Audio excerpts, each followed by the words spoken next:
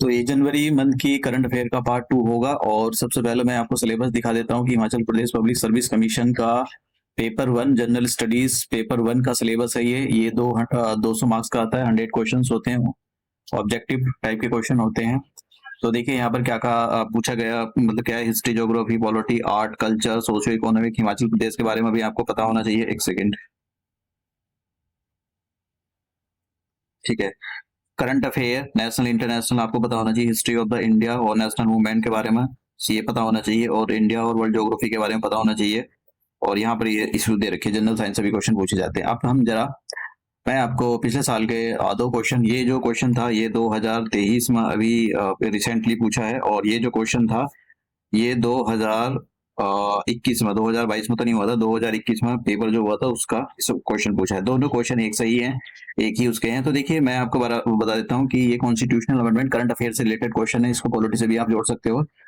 तो 103 constitutional amendment act हुआ था 2019 में, और इसमें दो क्लॉज ऐड की गई थी, एक आर्टिकल 15 और एक आर्टिकल 15 में। ये इकोनॉमिकली वीकर सेक्शन से 10% का जो इकोनॉमिकली वीकर सेक्शन है उसको रिजर्वेशन दिया गया था। और इसके अंदर जो क्लॉज 15 है, इसके अंदर एक सब क्लॉज, जो आर्टिकल 15 है, 15 के अंदर एक क्लॉज डाली गई थी 6, और आर्टिकल 16 है, इसके अंदर भी एक क्लॉज डाली गई थी 6। तो ये इकोनॉमिकली वीकर सेक्शन को रिजर्वेशन, जॉब में लाभ देना, और जो इंस्टीट्यूशन है, एजुकेशनल इंस्टीट्यूशन है, उसमें रिजर्वेशन देना। तो ये दो रिजर्वेशन से रिलेटेड है। तो यहाँ पर इसी से रिलेटेड क्वेश्चन था, तो इसके हिसाब से आंसर जो यही हो जाएगा, बी आंसर हो जाएगा। हिंदी वाले भी देख सकते हैं यहाँ पर, जो आयोग ने 2023 का क्वेश्चन पेपर है ये, और ये जो 2021 का है। तो इसके हिसाब से इसने पूछा है कि भाई जो ये इकोनॉमिकली वीकर सेक्शन का जो अमेंडमेंट हुआ था, इसमें कौन कौन से दो आर्टिकल्स ऐड करे गए थे। तो आर्टिकल्स, एक ये था 15, आर्टिकल 15 इसका क्लॉज 6, और आर्टिकल 16 इसका क्लॉज 6। तो ये दो आंसर है।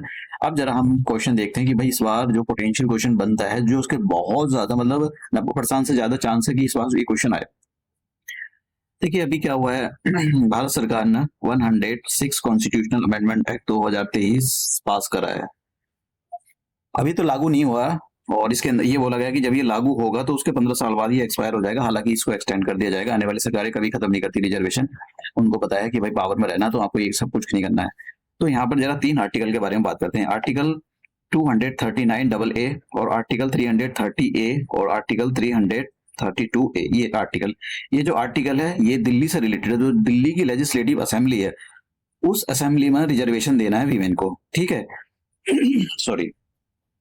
और दिल्ली के अंदर क्योंकि शेड्यूल्ड ट्राइब्स नहीं है, इसलिए यहाँ पर जो रिजर्वेशन दिया जाएगा वो शेड्यूल्ड कास्ट को दिया जाएगा। पहली बात ये, ठीक है, 1/3 का रिजर्वेशन है, यानी आप बोल सकते हो कि 33% का जो रिजर्वेशन है वो वीमेन के लिए रिजर्व किया गया। कोई एक्स्ट्रा सीट ऐड नहीं करी गई है राज्यसभा, लोकसभा और इस यूनियन टेरिटरी के अंदर। दूसरा, यहाँ पर ये बोलेगा कि 1/3 of the seats shall be filled by the direct election, मतलब लोकसभा के जब भी इलेक्शन होगा। इन वाली इलेक्शन में जो जनरल इलेक्शन अब चल रहे हैं, इनमें तो कोई भी कुछ नहीं होने वाला, आने वाले टाइम में होगा कुछ।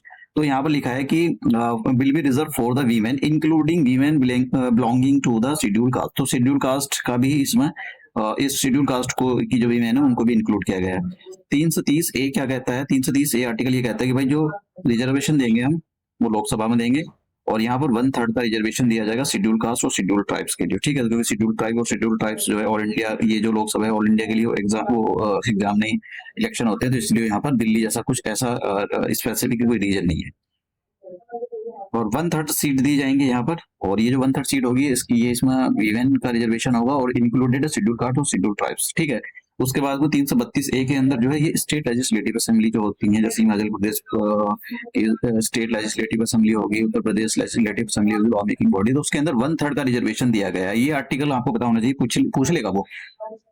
तो अब यहाँ पर ये बोला गया भाई शेड्यूल कास्ट के लिए और शेड्यूल ट्राइब्स के लिए, क्योंकि उत्तर प्रदेश हर जगह अब जब शेड्यूल ट्राइब्स और शेड्यूल कास्ट रहती हैं, तो यहाँ भी यही है कि भाई जो है 1/3 का रिजर्वेशन जो है औरतों के लिए दिया जाएगा, जो लॉ मेकिंग बॉडी होती है। और इस रिजर्वेशन के अंदर जो शेड्यूल कास्ट और शेड्यूल ट्राइब्स की भी मैंने उनको इंक्लूड किया गया है। तो ये इस टाइप के क्वेश्चन आपको, ये बहुत ज्यादा इंपॉर्टेंट है, मतलब आप लगाओगे इसमें मेंस में भी क्वेश्चन आने वाला है, प्री में भी क्वेश्चन आने वाला है, इसको छोड़ नहीं सकते।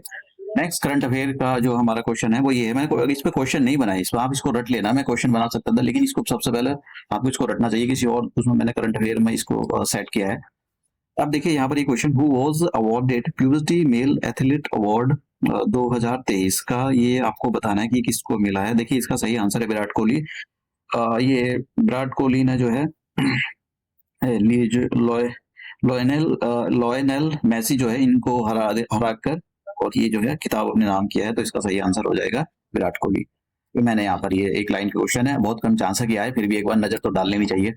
अब आपको ये बताना है कि काफी इंपॉर्टेंट क्वेश्चन, ये बहुत ज्यादा इंपॉर्टेंट है, इसके पोटेंशियल ज्यादा है कि what is the theme of the international women day in 2024। तो पहले आपको ये पता होना चाहिए कि इंटरनेशनल वुमेन डे कौन सी डेट को बनाया जाता है। देखिए 8 मार्च को इसको हर साल सेलिब्रेट किया जाता है। और इस साल की मतलब थीम क्या थी, थीम मैं आप बता देता हूँ। देखिए अब हो क्या रहा है कि सभी सरकारों को इंटरनेशनली एक प्रेशर है और ऐसा अवेयरनेस भी फैलाई जा रही है कि भाई अगर आप औरतों में, जो औरतें होती हैं, वीमेन होती है, अगर आप उनमें इन्वेस्ट करते हो, उनको पढ़ाते लिखाते हो, उनको साइंस एंड टेक्नोलॉजी में ले जाते हैं, तो वो आपकी जो जीडीपी होती है उसको डबल कर देंगे। मतलब उसकी जो प्रोग्रेस होती है, आपके देश की जो प्रोग्रेस है उसको डबल कर देंगे। मतलब invest in women and accelerate your progress. तो इसका जो सही आंसर है वो है सी।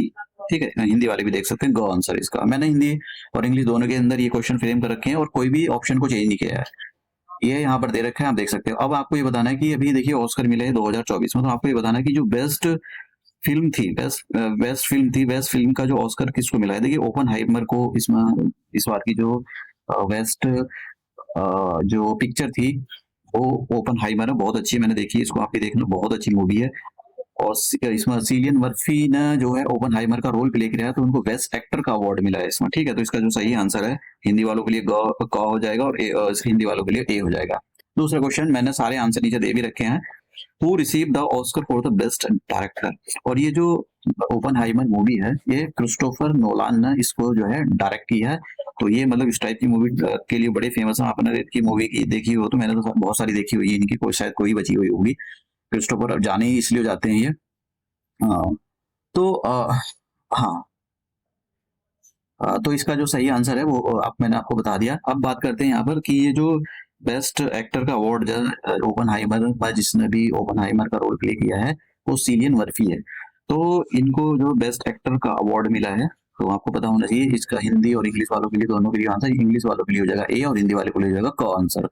अब ईमा स्टोन एक बेस्ट एक्टर्स का इनको 2024 में अवार्ड मिला है। तो आपको ये बताना है कि ये जो ईमा स्टोन है, इन्होंने कौन सी मूवी में रोल प्ले करा था। देखिए इनको जो अवार्ड मिला है पुअर थिंग्स में मिला है। पुअर थिंग्स मैंने देखी तो नहीं मूवी कैसी है, लेकिन पुअर थिंग्स के अंदर इन्होंने बहुत अच्छा रोल प्ले किया है, तो इसी के हिसाब से इनको ये अवार्ड मिला है बेस्ट एक्टर्स का 2024 में। अब यहाँ पर मैंने दे रखे हैं, तो देखिए ज्यादा मतलब तो याद नहीं हो पाएगा, सारा कबाड़ हो जाएगा, इसलिए जो मेन थे उन्हीं को तैयार कर लो, क्योंकि ये सारी चीजें देखिए पॉसिबल भी नहीं होती। अगर इंडियन आपको कुछ दिखाई दे इसमें तो देख लेना, अदरवाइज तो स्किप दैट। मेन चीजें भाई बेस्ट एक्टर, बेस्ट डायरेक्टर, ये सारी चीजें बस काफी है।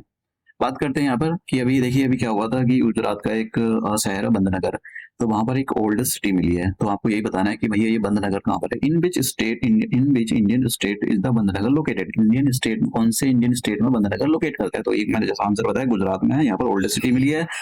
तो ये आपको पता होना है कि इंडिया की oldest living city found in the Vadnagar in Gujarat. ठीक है, ओके नेक्स्ट वन। तो what is the theme of the Republic Day. भैया ये पता होना चाहिए, आपको ये भी पता होना चाहिए कि भैया इस टाइप के रिपब्लिक 2024 में जो थे वो हमारे गेस्ट कौन थे और इस बात की थीम क्या थी। ठीक है, देखिए अभी अगर चाहे वो जनरल इलेक्शन की बात हो या फिर जहां भी बीजेपी चल रही हो या फिर जनता से बात करें, वो सब डेवलपमेंट के पीछे पड़ी हुई है। तो 2047 तक भारत को विकसित करने का जो एक मुद्दा, एक एजेंडा जो मोदी सरकार ने बनाया है, तो उसी थीम पर ये इस बार की जो रिपब्लिक थीम थी वो ये थी, विकसित भारत डेवलप्ड इंडिया। ठीक है, तो इस बात की जो थीम थी, हिंदी वालों के लिए ख आंसर हो जाएगा इसका, नहीं वो ख आंसर हो जाएगा। हाँ ठीक है।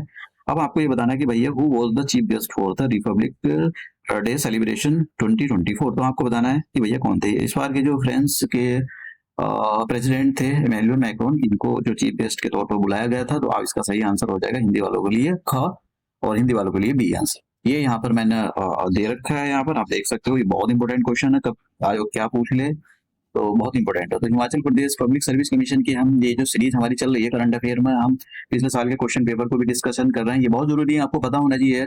और सिलेबस के बारे में भी हम देखते चले कि भाई सिलेबस क्या है हमारा, और मैंने आपको और जो नए क्वेश्चन कैसे बन सकते हैं वो उसके बारे में मैं आपको बताता जा रहा हूँ। तो हम ये नेक्स्ट लेक्चर में मिलते हैं।